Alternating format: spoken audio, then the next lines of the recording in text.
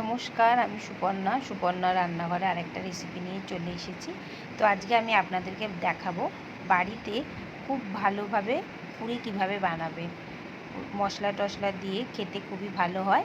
তো অবশ্যই আপনারা বাড়িতে এই রেসিপিটা একবার ট্রাই করবেন আর আমাকে অবশ্যই জানাবেন। আর আমার চ্যানেলটা পছন্দ হলে সাবস্ক্রাইব করবেন। তো চলুন এবার আমি আপনাদেরকে বানানোটা দেখাচ্ছি। এটা বানাবার জন্যে প্রথমে আমি 1 বাটি সুজি নিয়ে নিয়েছি।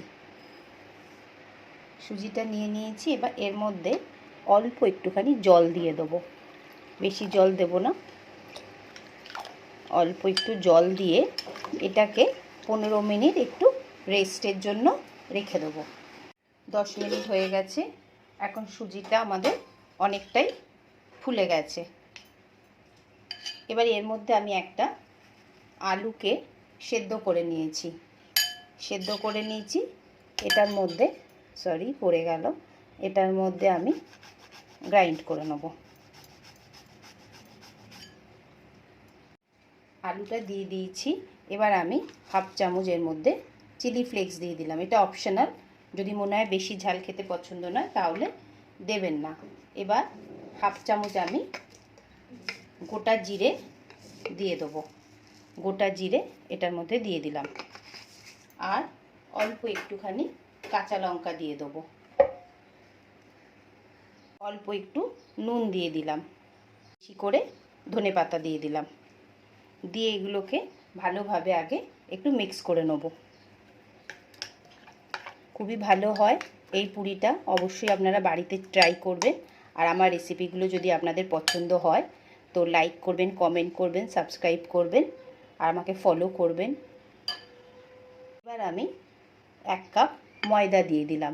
এবার আপনারা আপনাদের প্রয়োজন মতো যতটা লাগবে ততটা ময়দা দিতে পারবেন। আর আমি এই জন্য 2 কাপ দিয়ে দিলাম। দিয়ে এটাকে এখন আগে ভালোভাবে মিক্স করে নেব। যদি মনে হয় জলের প্রয়োজন আছে তখন জল দেব। আমার তো জল লাগছে না, আমি এইভাবে এটাকে মেখে নিচ্ছি। আপনাদের যদি মনে হয় তাহলে 1-2 চামচ জল দিয়ে এটাকে মাখতে পারেন। আমার লাগেনি, ওই সুজিতে যেই জলটা দিয়েছিলাম সেটা দিয়ে আমার ভালো করে মাখা হয়ে গেছে। এবার একটুখানি আমি সামান্য হাতে তেল দেবো। দিয়ে এটার মধ্যে লাগিয়ে নিলাম। নিয়ে জাস্ট 5 মিনিট মতো এটাকে একটুখানি ঢেকে আমি রেখে দিচ্ছি। এরকম ছোট ছোট লেচি করে নিয়েছি। নিয়ে আপনারা তেল দিয়েও বেলতে পারেন, আমি ময়দা দিয়ে বেলছি। এবার আস্তে আস্তে একটু একটু করে ময়দা লাগিয়ে নেব। নিয়ে এটাকে একটু গোল করে নেব। এইভাবে পাতলা করে আমি গোল করে নিয়েছি। তেল নিয়ে নিয়েছি। তেলটাকে এখন ভালো করে আগে গরম করে নিচ্ছি। এবার আস্তে করে একটা করে পুরি ছেড়ে দেবো। দিয়ে সাইড দিয়ে অল্প অল্প করে একটু তেল ওপর দিয়ে দিতে থাকবো। ফুলে যাচ্ছে এটা। উল্টে দিলাম একবার। এইভাবে প্রত্যেকটা পুরি আমি রেডি করে নেব। তেলটা গরম হয়ে গেছে, আমি দিয়ে দিলাম। দিয়ে এটাকে একটু চেপে ধরে থাকবো, তাহলে জিনিসটা ভালো করে ফুলে যাবে। অবশ্যই আপনারা বাড়িতে একবার এই পুরিটা করবেন, ট্রাই করে আমাকে জানাবেন কেমন হলো। পুরিগুলো খুব সুন্দরভাবেই ফুলে যাচ্ছে। একটু সাইড দিয়ে এরমভাবে তেল দিচ্ছি।